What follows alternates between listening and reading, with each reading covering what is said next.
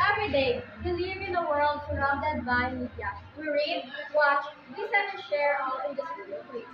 But have you ever stopped to think if everything we see online is true?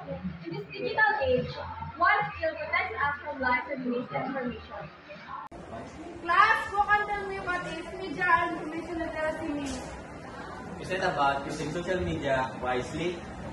That's part of it. Media and information literacy, or MIL, means having the ability to find, evaluate, and use information from media sources correctly.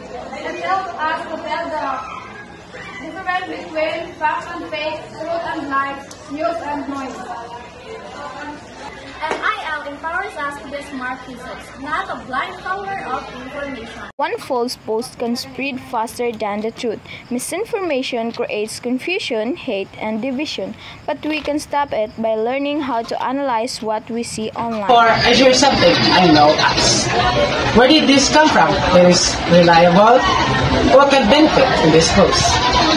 Those simple questions can save us and others from being misled. To be media literate means mastering these core skills. Very positive reflect who we are, let's make it meaningful. When we become media literate, we gain power. The power to speak truth, the power to use media as a force of learning, for kindness and for change. Believing everything we see, Let's research, confirm, and think critically. Because indirectly, a choice in literature can make an impact.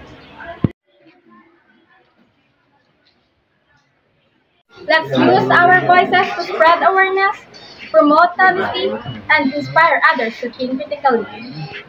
We are not just consumer of information. We are the creator of truth.